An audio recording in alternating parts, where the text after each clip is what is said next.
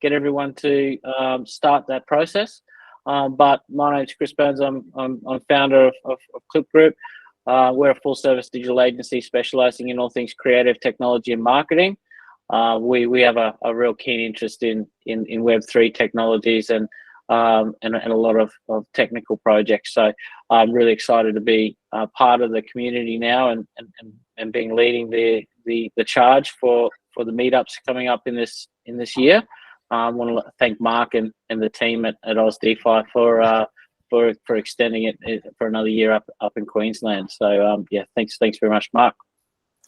Fantastic. Let's go into the next slide. And just like at our live meetups, folks, you will get the QR code if you haven't seen that kind of thing already. Scan it with your phone because there's a whole heap of links there on our link tree. There's links to the different meetups because you might be traveling. We're in 7 cities now. There's also links to the YouTube, the newsletter, the website, other socials. So we're also pretty prolific on Twitter as well. Crypto Twitter does have a lot of noise, but we do try to break through with some good insights and information there. So check that one out. And we'll go over to the next slide. And what we're going to do today is do a few updates for what's been going on around the different cities, the other meetups we've had recently in Melbourne, Newcastle, Sydney. We'll do a few introductions to the presenters, Jack and Jonathan. Then we're going to get straight into the heart of what is going on today around tax structures and R&D requirements. Very important, very useful for anyone that is building projects in this space, and we'll leave it open to questions at the end. So let's whiz through the intros and stuff, the updates. You can see all the sponsors and stuff there at the bottom. Those will keep coming up, and it's been great to get Klyp Group on there. We've got Digital Village who do a lot of filming for us. Fireblocks just signed up as well. Stone and Chalk and Adiuvo Legal, Block Earner and Send, and Not Centralized as well. And if anyone's interested, yeah, please hit us up if you want to be part of that. The next one is all about. The next slide there is all about Fireblocks is one of the new sponsors there behind some things like the new stablecoin from NAB that just came out, the Melbourne event, which we're hopefully getting the recording of soon from the producers. You'll be able to watch the replay of that. The head of sales for APAC talked about some of the other use cases there. So Fireblocks, great for infrastructure, well worth checking out. Next one is a couple of different meetups. So here was that Melbourne meetup. You can see there. We'll welcome Aiden in here. So thank you for joining us, Aiden. We're just going through some updates from what's been going on around the cities. So Melbourne event, we had some great folks like Steve Vallis and Rochelle, formerly of Blockchain Australia, along with Shane from Fireblocks there on the left-hand side. In the middle, we had a presenter from Clayton Utes, Amina, and some folks from Sensen. And you can see the setup. It was a new place for us in Melbourne. We've not used this place before. I used to know it as Long Room. So it was really weird not having the lights all really dim, being a bit of a nightclub vibe. But yeah, it was really good to present in, and we'll hopefully do more things there. We'll go to the next one, which I think is the Newcastle event.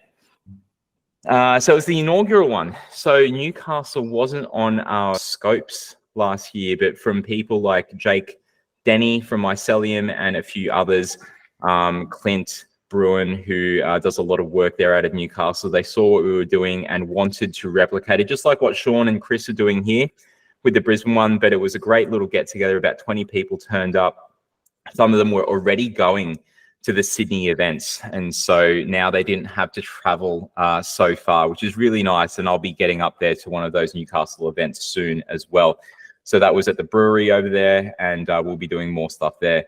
The next one was the Sydney event. And for those of you that may have been able to join us in Sydney, or you might have watched the live stream or recording, we do it at Stone and Chalk. And Stone and Chalk is well known in Sydney, Melbourne, and Adelaide for the startup / scale-up hubs and co-working spaces they provide.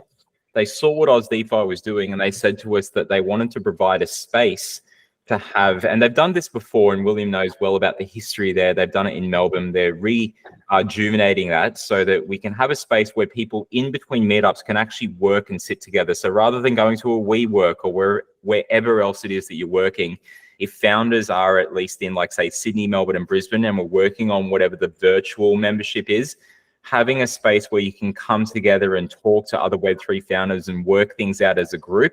That's really important, and we do the monthly meetups there. So that was that one. Let's go to the next slide. Thanks, Chris.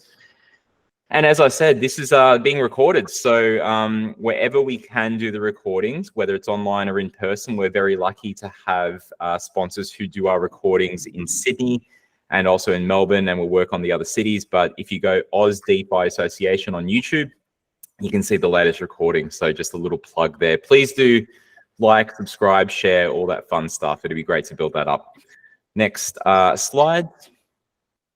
All right, so token mapping. So that was a really important piece of legislation where the government is basically trying to define how centralized and decentralized blockchain and crypto works. And they're very likely going to focus on the centralized ones first, because that is the one that more easily maps to existing financial service legislation. What we had was a group of us, whether it was Immutable, whether it was Adiuvo Legal, even not centralized, my group, and others contribute to that.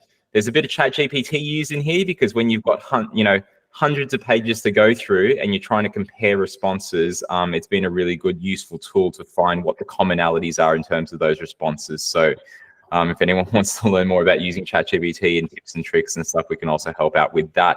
But it was really great to get the responses from the community, and that can be read on our website in the blog area. You can see the community responses. We actually showcase all of them. So in the appendices, there is the full response from each person, whether they did something short or really, really lengthy. So that's there.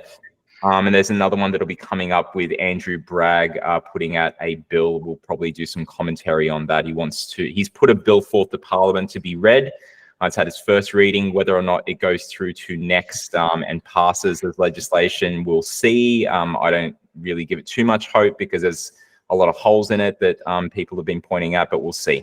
So we'll go to the next one before we get to the main talks. We have the podcast as well. So it's not just this that is recorded, but these guys here, for example, Hashlock. You've got Jock and Fletcher over there. You've got Shahira, who was our main host. She is also up in Brisbane, and hopefully will be joining us tonight, but you'll see her in person. She's our main host. She works in the VC space. She also has a data company as well that she works on, and is getting into the Web3 space and contributing as well. So people that may want to be interviewed and be part of the podcast, we can certainly line that up. But we've got the Getting to Know the Community show on the YouTube, so that's worth checking out too. So it's not just the meetups. And then one of the last ones, I think, yep, Web3 Innovation Center. As I mentioned, this is all part of Stone and Chalk. On the left-hand side, you can see some of our Brisbane crew. There's Samira from Elbait. There's Ben from Collective Shift, the data analytics research Web3 firm. So you might know those guys. Bottom right is Sterling and Rose, who are building a smart legal contracts platform, which is really interesting. Then you've got Katrina, Tris, and Sam, some other builders up on the top right-hand side. So that's what the space is. We're trying to build like different builders. You might not, know who else is like building in Web3, but let's all kind of sit together and see what happens in terms of collaboration. So more on that if you want, we can talk about later. And anything else? What's the next one? That's it. So thanks so much for the updates. So each month we do those. Let's hand over. I think it's to Jonathan now. Yeah, just before Jonathan starts off, I just want to thank Fullstack Advisory for helping us today. Both Jonathan and Jack are from that firm. And Fullstack Advisory is a chartered accounting firm that specializes in startups, innovative businesses, and crypto. They're a trusted source of expert crypto tax return preparation and up-to-date tax knowledge. They're qualified cryptocurrency accountants, help clients trading all types of crypto in all types of situations, from people starting to dabble in crypto, day traders, miners, crypto entrepreneurs, behind the crypto technology you invest in, and more. Aside from compliance, Fullstack also run regular tax workshops and provide educational material to assist the community. So I thought that we've worked with Jack and Jonathan on a number of projects at Klyp. So I thought it would be best to kick off with some trusted partners that I know that the community can get some really good advice from today. So I wanted to introduce Jonathan first to talk about structures and tax considerations for Web3 businesses. Over to you, Jonathan. Yeah, thanks guys for having me and Jack as well on board tonight for this presentation. A bit about myself. So my name's Jonathan. I'm a tax manager here at Fullstack Advisory. I work in our crypto tax division. And like Chris mentioned, we service pretty much everyone under the sun in crypto. If you're just starting off, or if you're really hardcore into investing and trading, we've got people doing all sorts, running businesses, exchanges, a very interesting space. So I get the privilege to work in the team and lead the charge. So before sorry, just go by wink, just do a little wink to go to, I'll just scratch my ear like this. Okay, so before I get started, just a quick disclaimer. The content that I will go through tonight does not constitute legal or tax advice and is meant to be general in nature.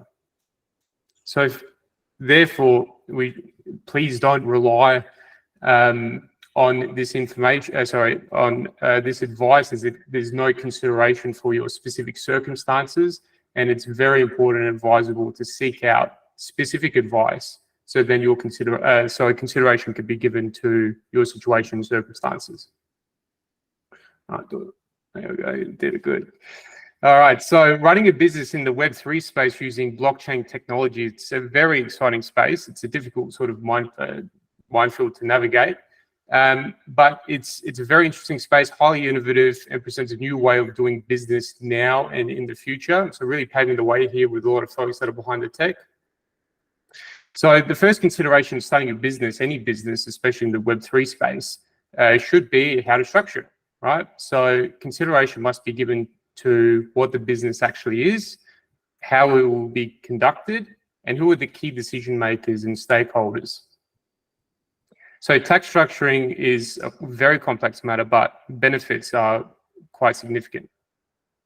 The right structure for your affairs can include the right structure and the benefits can include separating legal liability from yourself and protecting personally held assets, achieving favorable tax outcome, and can also make it easier for private funding and much more. So ultimately, tax structuring is often thought of after the businesses has already commenced, and we've seen this too often with the establishment of DAOs or decentralized autonomous organizations. And this creates a significant burden as it is harder to change structures as opposed to setting them up correctly from the beginning. So therefore, it's paramount to seek out the necessary advice in relation to getting your business started.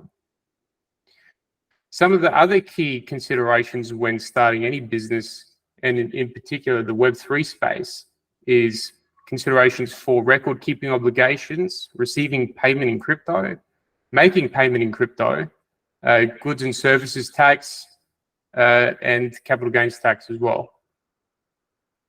There are other key considerations for tax structuring, such as whether or not the activities are more investing in nature or trading, if you're mining, if you're futures trading or any sort of derivatives trading and so on. Okay, so you will notice that my slides also aren't as pretty as Jack, so I don't, so starting with individuals, right? So we're looking at structuring. The most common entity or taxing entity is an individual. So most common entity that we find that have crypto activity that's being conducted. Usually this is fine, right? Until the portfolio performs well, which typically translates into large capital gains and income being generated. And whilst it's a fantastic result, it presents significant tax implications, usually being due to the additional amount of capital gains or income tax that's being added on top of other taxable income. So that is mainly due to most folks already working full-time jobs, or they might have a sole trader business or receiving other sources of income. The crypto stuff gets added on top. So marginal tax rates are typically quite high amongst individuals that receive additional taxable income in their own name. Another sort of tax implication that arises in these scenarios that we see very often is the ATO automatically adding you to the pay-as-you-go installment program, whereby the ATO estimates your net taxable income for subsequent years, the tax to pay, and basically chops that up into quarters, right? So you make quarterly installments for income tax moving forward. And again, like this is very, very common, but without proper management of your potential pay-as-you-go YG installment obligations, you may be paying for installments at an inflated income tax payable rate due to changes in investment activities. So we typically see a lot of folks who, you know, especially entering into the bear market, they may have had quite a successful year and then it's on the decline. And if these are things that aren't sort of managed effectively, then you could either be putting yourself out of pocket unnecessarily, knowing full well that the taxable income that's being generated in subsequent years is not the same as the prior year. So the installment tax amount would need to be varied. And to vary it, it must be done within the due date of lodgement of that. So these are very important things to keep on top of and to avoid the burden of having to argue that to the ATO, because it's not always a pretty experience. Thank you. Thanks, Chris. Choosing the right structure for your situation really depends on how you're conducting your affairs, the intention and purpose, your family offers, and a lot more. How you conduct your affairs in your personal situation can vary greatly. So it's tax structuring is never a one-size-fits-all approach. And a careful review of your situation in detail needs to be conducted. So what are your plans, goals, aspirations? Are you not 100% sure? Do we need to incorporate a degree of flexibility? Are you just holding crypto long term? Are you trading it, moving around quite regularly? Are you mining it? Are you actually carrying on a business? And these sort of things. So a common tax structure we find is a discretionary trust, which is with a corporate trustee, separates legal liability and also provides the option of effective tax planning by distributing taxable profits to beneficiaries of the trust. So the beneficiaries of a trust are typically, you know, yourself, immediate family, that sort of thing. So discretionary trusts are typically used in small businesses. They're also used in instances of holding assets for long-term purposes. We see discretionary trusts regularly used for residential property investment, shares, and of course, crypto. So since eligible individual beneficiaries of a trust can benefit from the CGT 50% discount, it is preferable that trusts be used where assets are going to be held for 12 months or longer. Therefore, a trust structure is better suited for holding assets where you're looking to achieve long-term capital appreciation in its value, as opposed to just moving around on a short-term basis. So DAOs remain a hot topic, obviously, in the crypto space. Just mentioned the token mapping, very interesting stuff. It's obviously a work in progress, nothing sort of certified or written in stone. But it's important to note that a DAO is not a recognized legal structure in Australia according to the Corps Act. So a DAO is basically the blockchain's version or solution to a company structure on a decentralized basis. And we want to sort of bring that back into a commercial basis that can operate feasibly within society. So the DAO, you know, shares some key characteristics of a company, right? It has voting power driven by token holders in the community that aid the decision making of the organization. That's sort of, there's a bit of parallel there between, you know, shareholders in a traditional company structure. However, the legislation is not very clear as to, you know, where we're going with the reform to cater for, and catering for this type of structure is, like I said, it's a work in progress. So we're hoping to see some clarification being passed down in the future, but I'm not going to hold our breath for too long. It is also imperative that if you're thinking or are running a DAO to seek specialized legal advice to ensure that your business operates legally in this space and has a formal structure, some sort of structure, recognized structure, or legal entity. There may also be additional implications with ASIC regarding tokens being used as the issuing utility tokens or ICOs, and so on. So if proper advice is not sought when you're planning or executing the DAO, it is possible that the DAO might be considered a partnership as well for legal purposes, which is quite dangerous. Thinking about some of the issues that we're working with some DAOs where, you know, they're quite large and there is no formal structure in place. And basically, if you have a pseudo handshake agreement amongst, you know, the key stakeholders, that's essentially what a partnership is. And a partnership doesn't have a legal liability to its partners.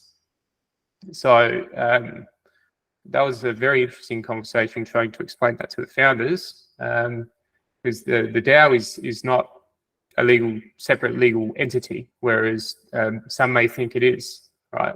The DAO doesn't employ, like, who signs off on, you know, payroll and all these sort of things. It's the DAO doesn't do any of that. There needs to be an authorized individual. There needs to be an entity behind it all. Look, just to note, since I mentioned partnerships, if it is, for whatever reason, it's highly advisable not to, but if you are going to consider a partnership in any sort of capacity, it's always very important to get a detailed partnership agreement that stipulates everything that the business is going to be doing and everyone that's involved and so on. ASIC's issued extensive guidance and regulations with DAOs, ICOs, utility tokens. It is quite a complex space, and definitely requires the expertise of someone that specializes in that particular area.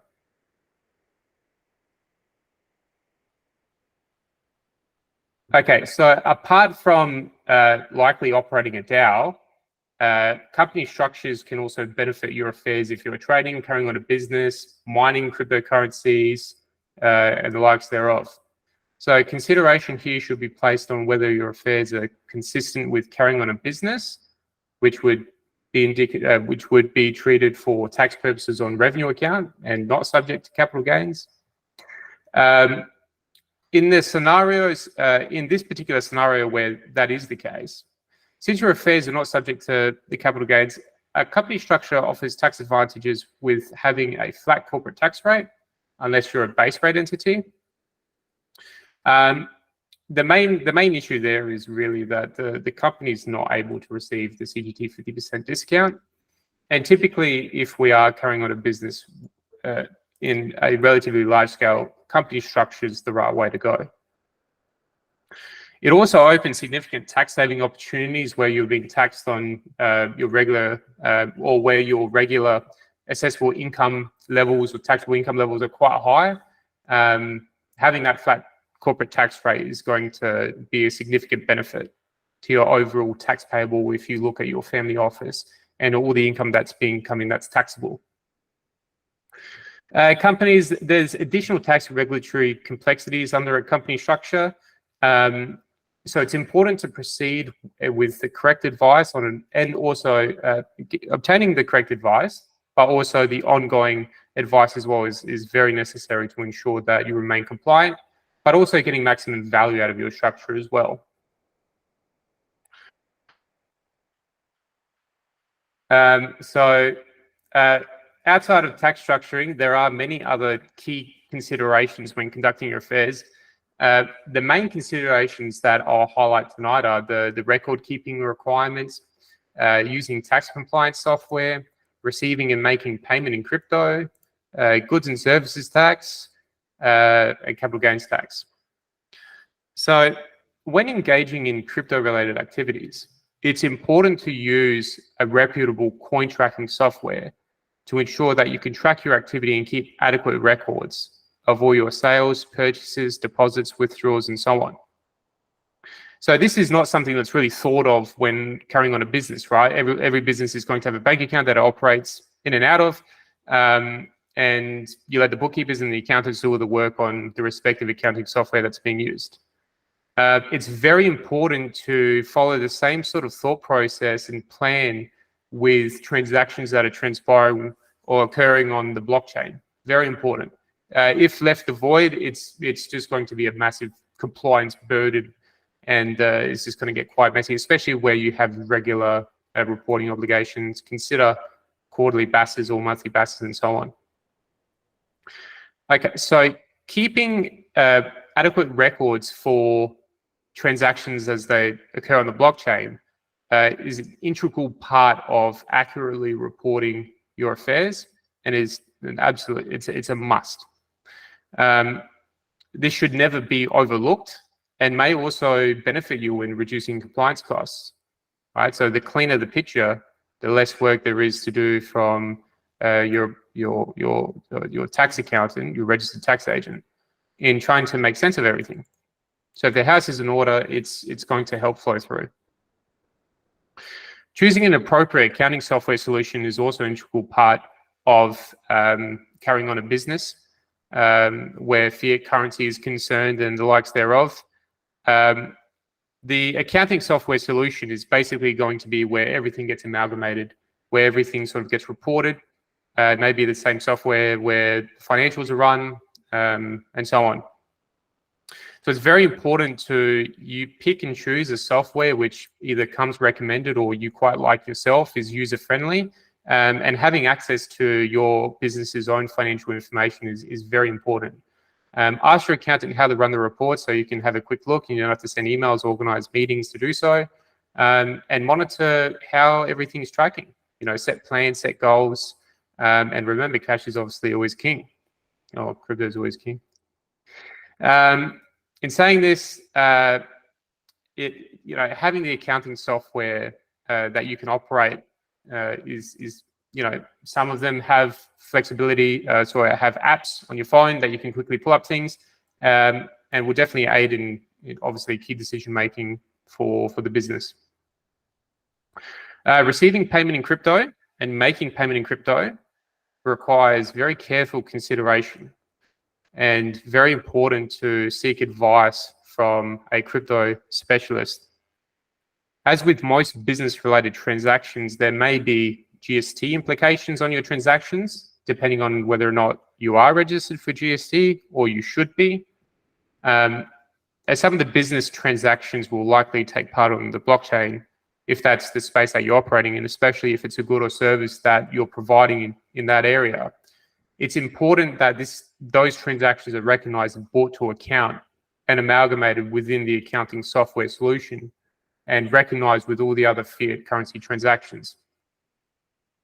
So seek advice pertaining to whether or not you should be registered, right? And also advice around what goods or services you offer that should track the GST or do. And this will also aid you, or potentially aid you, in the pricing of your goods and services accordingly. Right, so consider if you are offering a service which does attract GST, adding that extra 10% off onto the price of the good or the service means that it's not going to come out of your bottom line, which we have seen, unfortunately. With most Web3 businesses, it's important to know your customer, where they're from. Are they a foreign customer or are they an Australian-based entity? As this will likely impact the GST on the sales that you're making. And I do understand that that's obviously quite a task upon itself, but if that's something that can be built in within the platform, fantastic. If not, then we might need to do some theory crafting and speak to a professional. It's also important to note that if you acquire goods or services through crypto, that's typically held as trading stock, right? So if you're in the business of having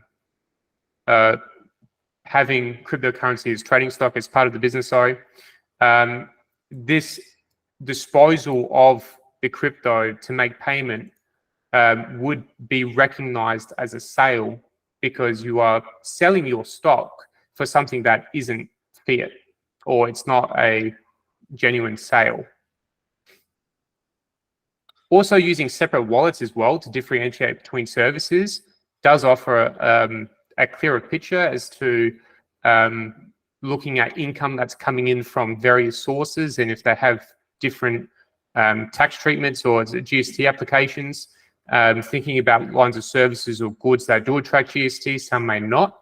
Separating them into different wallets, it will definitely help with doing the bookkeeping and bringing those things to account. So lastly, there may also be capital gain implications to the business as well. So to add to the complexity here, the business may decide to hold some of their crypto for long-term appreciation, and therefore the characteristic of the stock might not even be stock to begin with, or maybe the characteristic of the stock has changed. It's this is something that's very easily done. So in this scenario, the assets held will likely be treated on a capital account as opposed to being trading stock.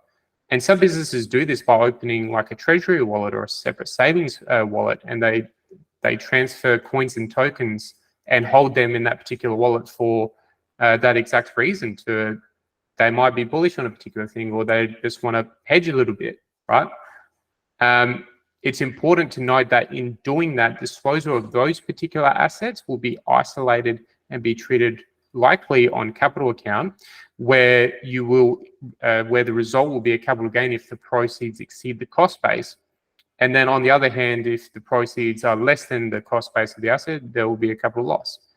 That distinction's relatively important to make, and will typically be identified quite quickly by your accountant who specializes in this, and considerations for this need to be placed as well. So that may aid in some future decision making as to where you want the next 2, 3, 5 year plan. Do we want to put some of these things aside?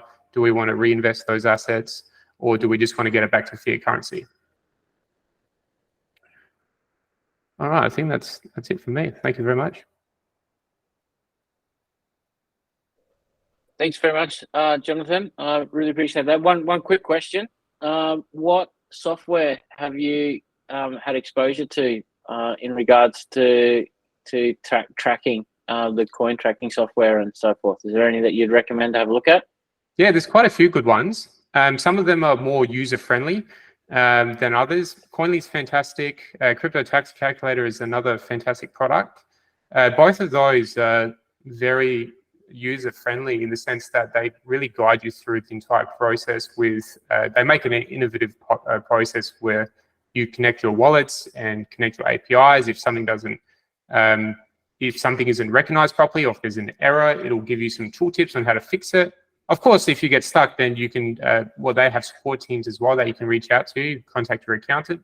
But those two are fantastic. Cointracking.info as well is a good one. It's not very user-friendly, but the reporting side of that is excellent. Okay, awesome. Thanks, John. Anyone else from the audience have any questions there that for Jonathan before we move on to R&D? We've got about a couple of minutes before we have to move on. So. Yep, there's a question here from Mr. Saunders. He just has to step away later, so he'll catch the recording afterwards. But the question for JP and the team was, could you describe for us your ideal Web3 related client base for 2025? And what challenges/issues do you foresee becoming your bread and butter business in the future as opposed to this year? So it's a bit of a futuristic question there. It's in the chat. So am I interpreting this question as to our team specifically, or a firm related? Yeah, but for you specifically, yeah, firm related. Yeah, so an ideal Web3 related client base.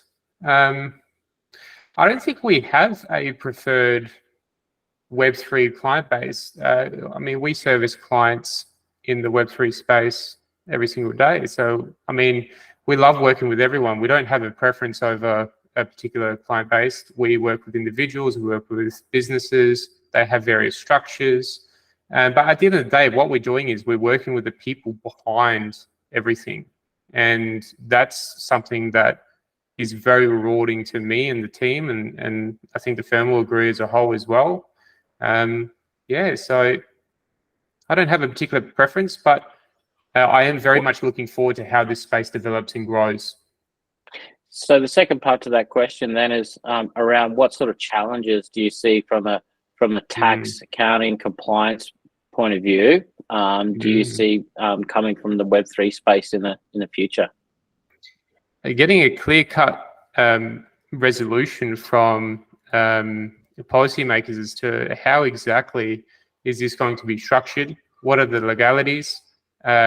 Is there going to be any additional impose regulations? Is it going to fall within the Corps Act? Is there going to be a separate act? I think navigation within the space as a business, because of the type of, like looking at DAOs, for example, choosing the right structure and how that's going to work is quite difficult. I find that as a whole, excluding DAOs, a lot of businesses try to intertwine blockchain technology with just regular type of transactions, and dealing with those issues can be quite complex because you have considerations on both sides. So doing property transactions where you have holders of different types of properties, and the owners are verified by tokens that they hold in a particular on a particular platform, for example, how that all entwines with real life commercial sort of known practices is going to be very interesting to see how it unfolds. And I think that that is going to be one of the biggest challenges, sort of where do you draw the line between blockchain's application or Web3's application in real life transactions? Yeah, that's the challenge. Good, there's a big one for you. No, appreciate your time. Any other questions?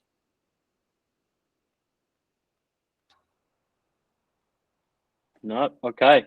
All right. I might move on to our good friend Jack, the R&D expert at Fullstack. Jack, if you wanted to introduce yourself a little bit, and then I'll flick over to your slides.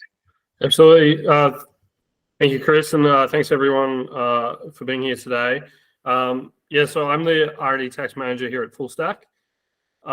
So we have a relatively small compared to the crypto and some of the other tax teams. We're kind of relatively small, our little unit, but we are rapidly increasing in our client base and resourcing. So we're all about R&D tax specifically. That's kind of 95% of what we do.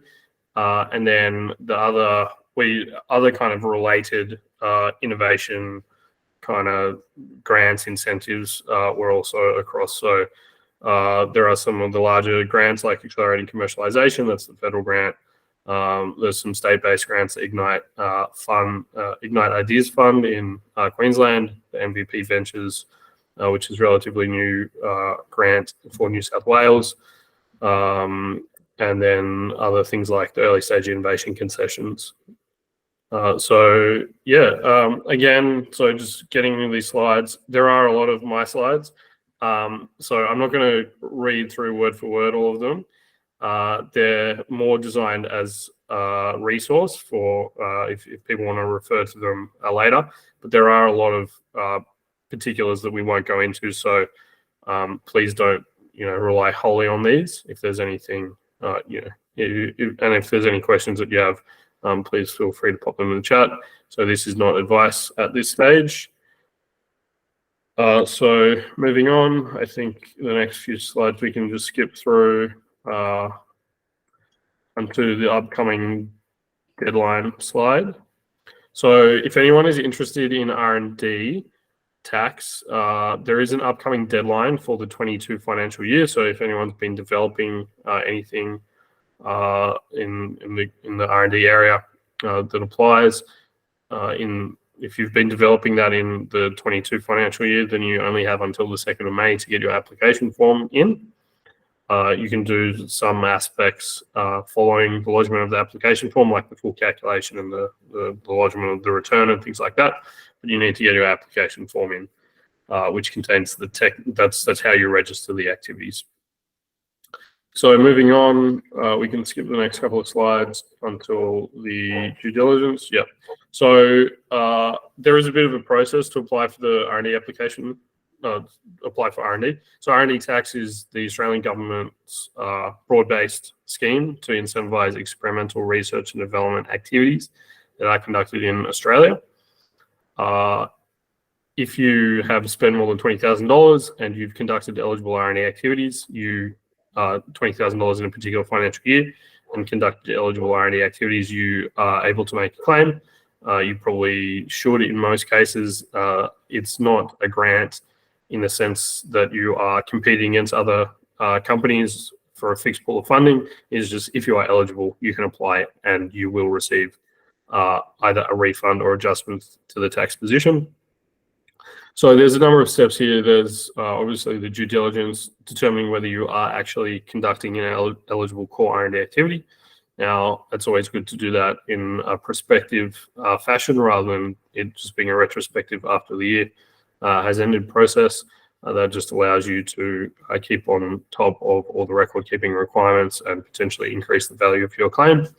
So once that is done, when the financial year ends, you can prepare an R&D application that is then lodged with the Department of Industry, Science and Resources, also referred to as Aus Industry. If you do that, if you submit an application form, it will be accepted. It will be registered in 99% of cases. And then on the next slide, if you prepare an R&D tax schedule and include that as part of the company tax return, again, in most cases, you will receive either a refund or adjustment to the tax position. So what that does not mean at that stage is that you are eligible from a financial or a technical perspective. It just means you've followed the administrative process. You've lodged before the, in this case, the 2nd of May for this year. So companies need to understand that it is inherently or initially a self-assessment process. So if you follow the process, you will be successful. You can be audited or reviewed up until 5 years after you've made a claim. And that's the point where you might have to provide additional substantiation. And if you can't do that, then you may have to repay funds. So that's where that planning and compliance, keeping records piece comes in. So on the next slide is what you actually get. So just bear in mind that these slides are prepared on the basis of companies or groups with less than $20 million in annual turnover. So you will be eligible for a 43.5% refundable tax offset, assuming that your company tax rate is 25%. The R&D premium of 18.5% will bring that up to 43.5%. There's a few scenarios on that slide. Basically, what that is saying is if you have losses that are greater than your R&D expenditure for the year, you will get back 43.5% of your R&D expenditure as a cash refund. In doing so, you use up your tax losses, but generally it's better to have the cash in hand rather than carrying those losses forward to some theoretical future where you're generating revenue. On the opposite side of the spectrum, if you are in a profitable position, you won't. There is a point where you won't get anything as a refund. You will simply pay 18.5% of your R&D expenditure less tax. So, and in between those 2 points, you might reduce your tax payable to zero, and then any residual offset will be available as a refund. So in the next few slides, we'll start to go into what is actually eligible from a technical perspective. Sorry, Chris, can you just go back one? So we have what are called core and supporting activities. So these are collected in projects. You can have multiple projects, multiple core activities, multiple supporting activities. They can carry on for multiple years. They can start, stop. There's really no restrictions on that. It's primarily whether you have conducted a core R&D activity.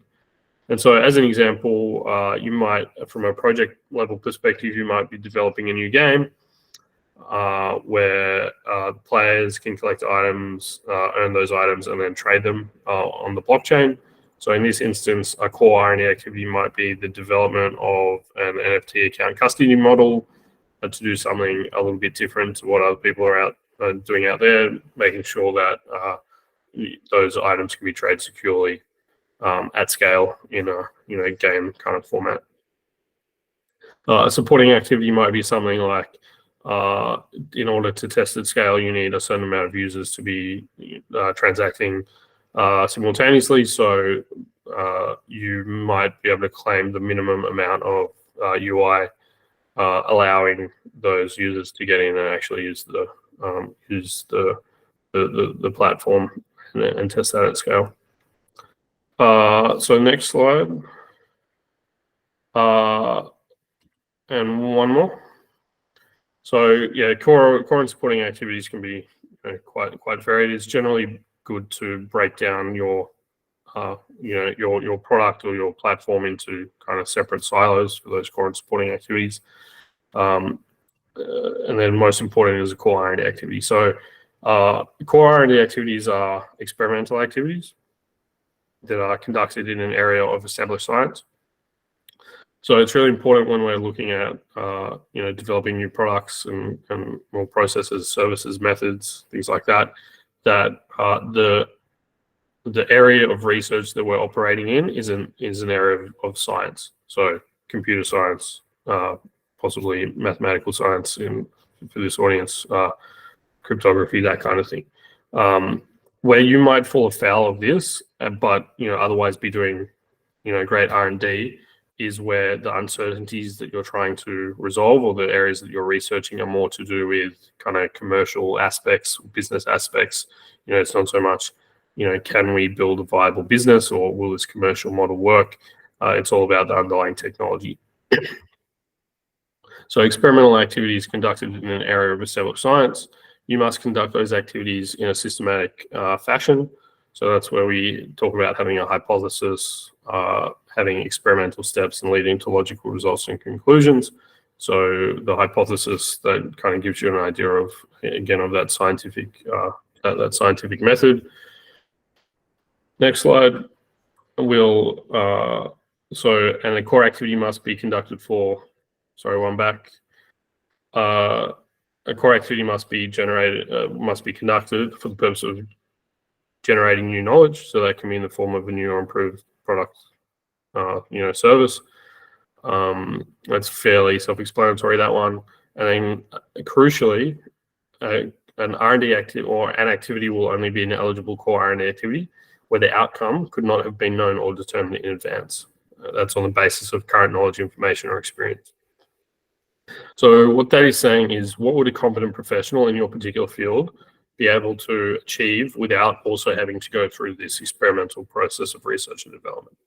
So this is particularly important in this area where you may be using a lot of third-party tools and technologies. There is an established knowledge base out there about how to do certain things from a technical perspective. So you really need to identify what those technical uncertainties are that can only be resolved through experimental R&D. That test, the outcome test, as I said, is based on the knowledge that is available.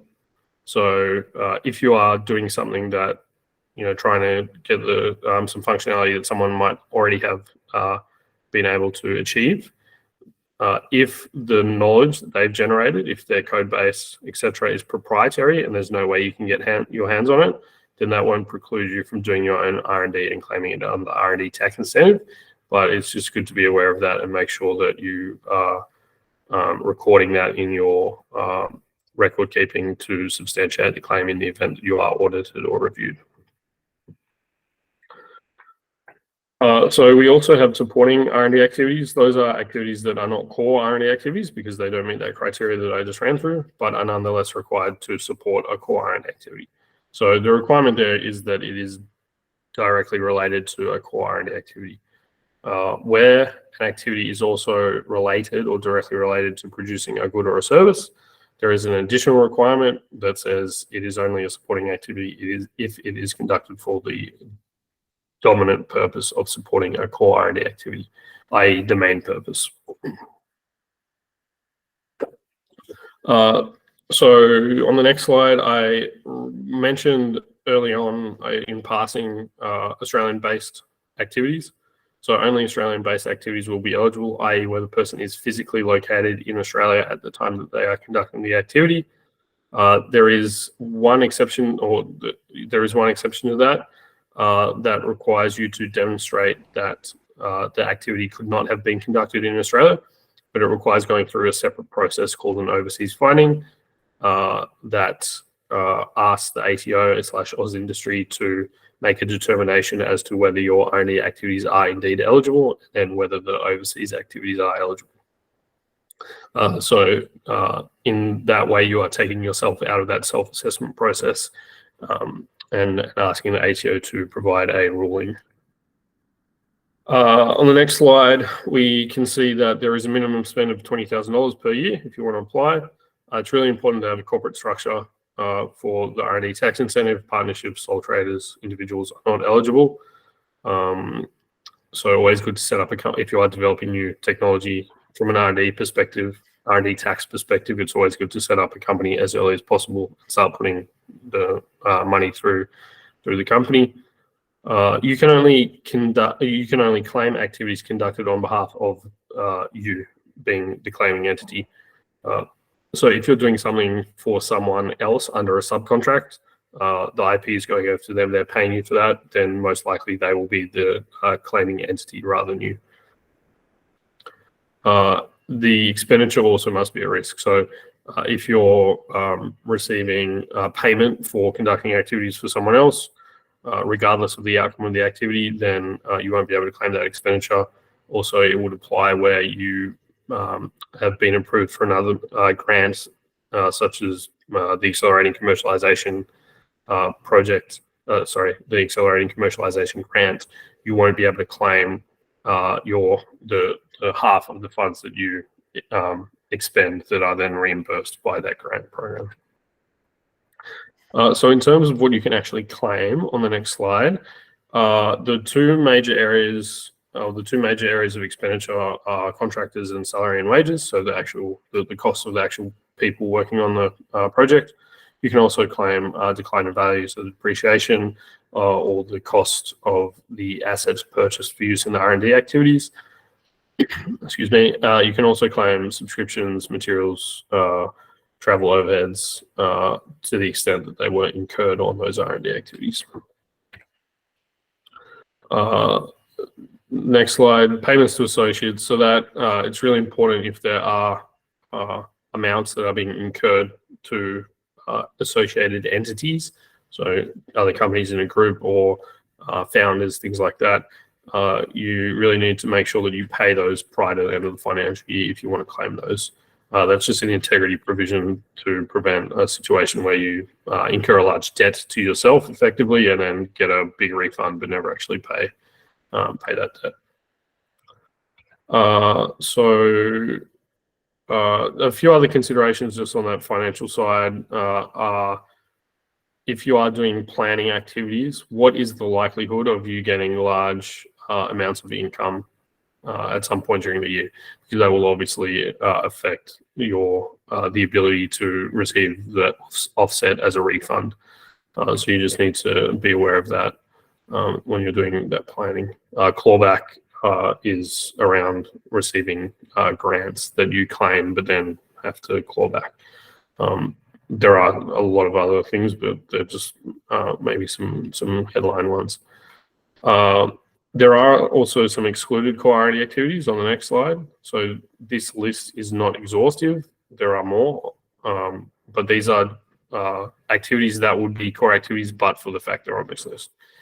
So for the audience today, these are the main ones to keep in mind. So market research, market testing, market development, patenting, licensing, complying. So activities specifically for the purpose of complying with standards are ineligible, although testing an R&D prototype to determine whether standards are met, where at the time of that testing, whether they do or not is unknown, that could potentially be included as part of the core activity.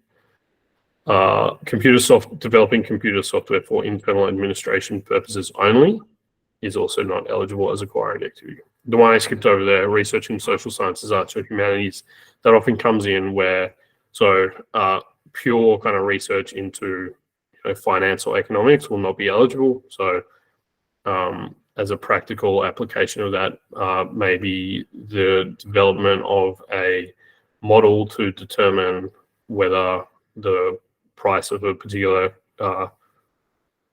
crypto is going to go up or down would likely be research into finance, or a financial the development of financial model would be research in finance.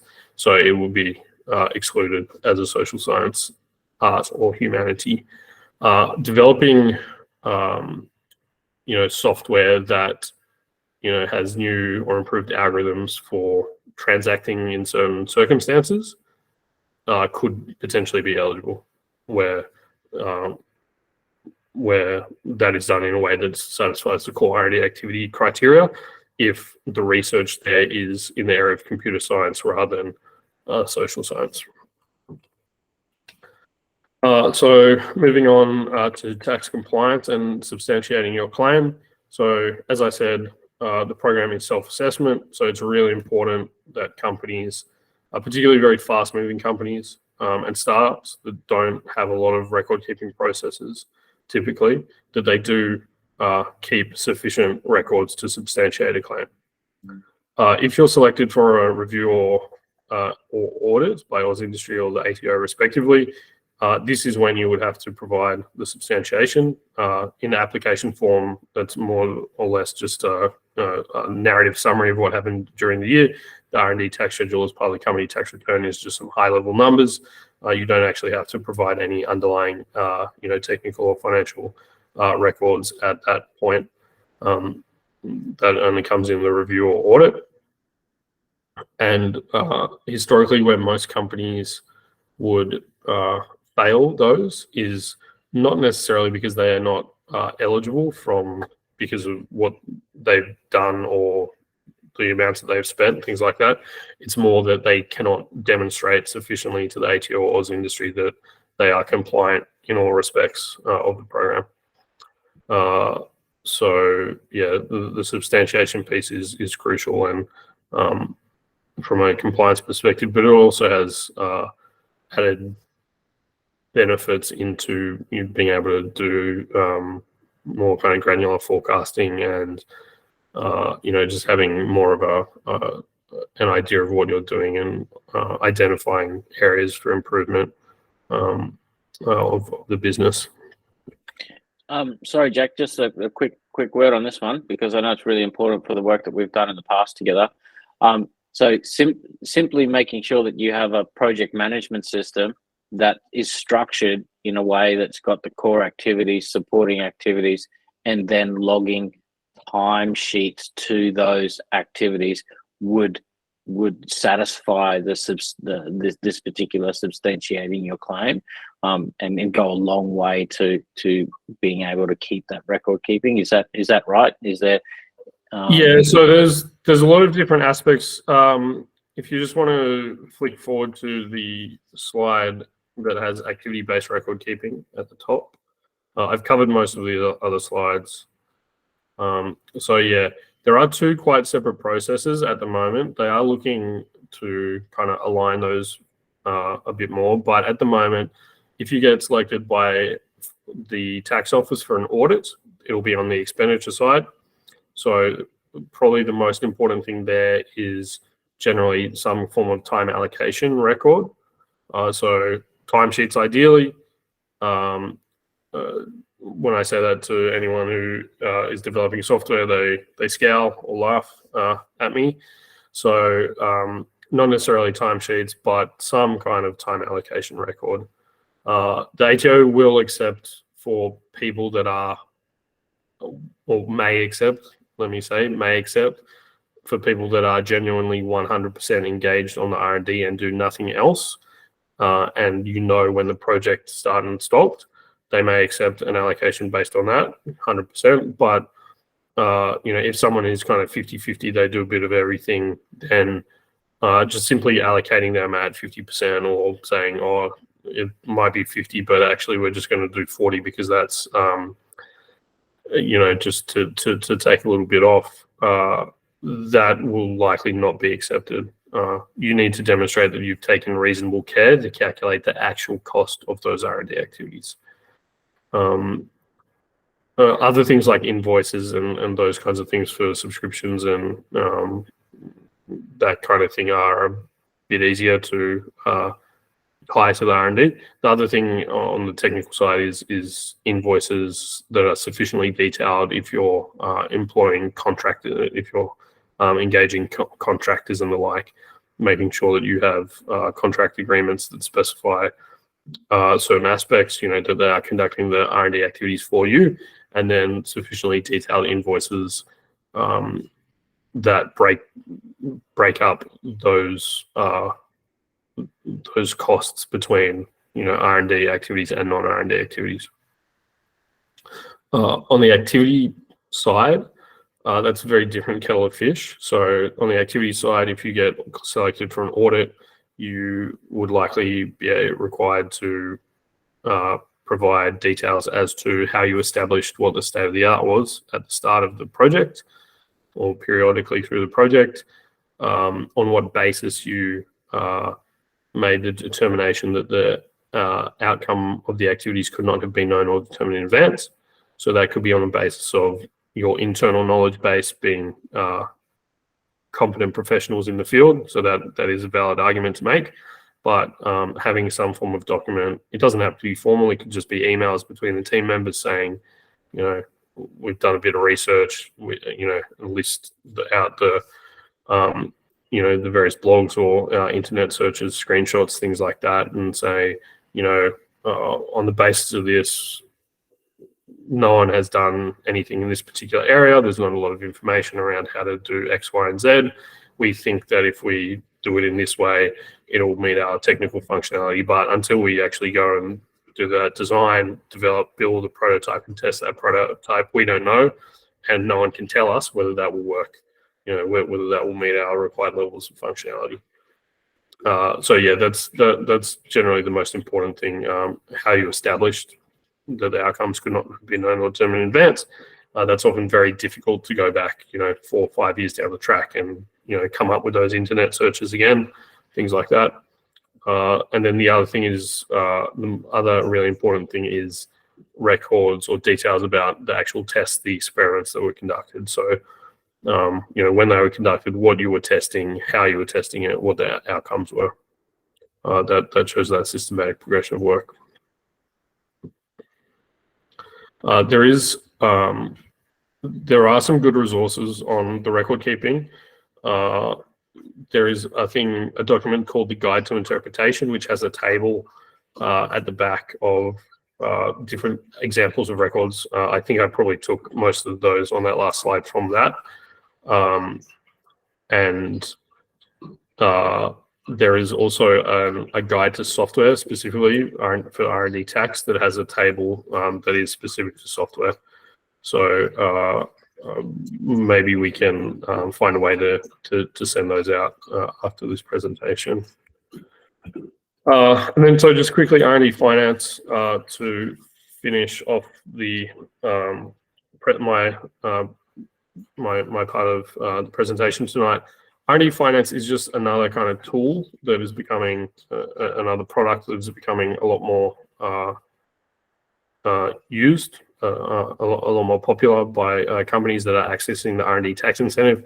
Basically, what it does is allows companies to receive a loan based on their R&D offset refund that is going to come at the end of the year.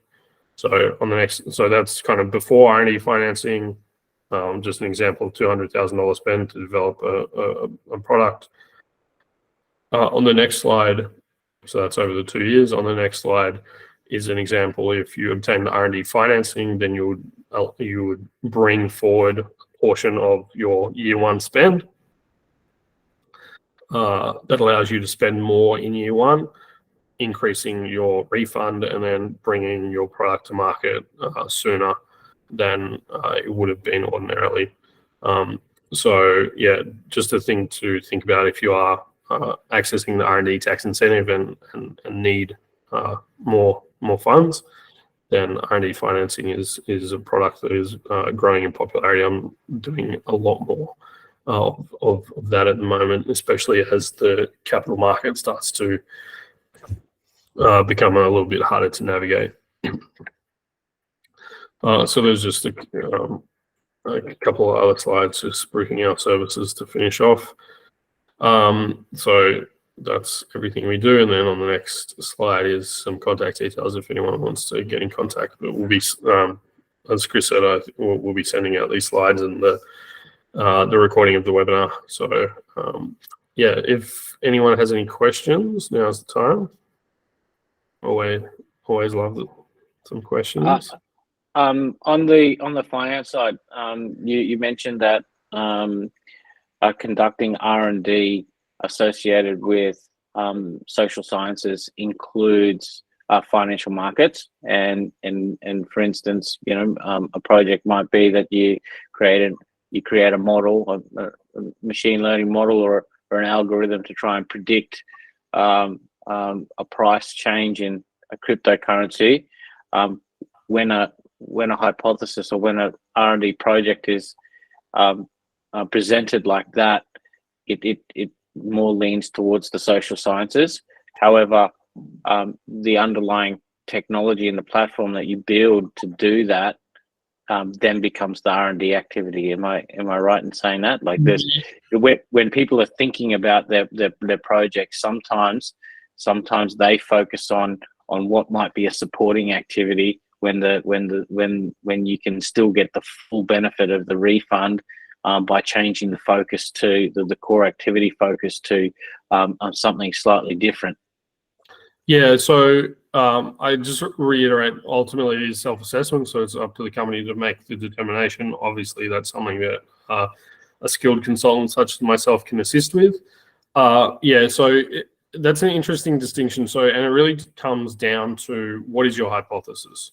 So if my hypothesis was that I can predict the changes in a particular spot market, and I do research to assist me to do that, then I think that very clearly would fall into that excluded core R&D activity.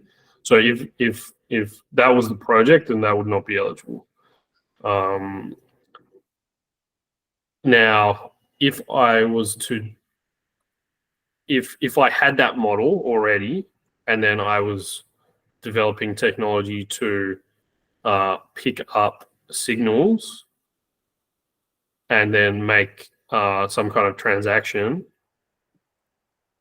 based on that model, then if the development of those algorithms, architectures, software methods, that kind of thing was an eligible core R&D activity, then it's an eligible core R&D activity, and potentially elements of the underlying model could be.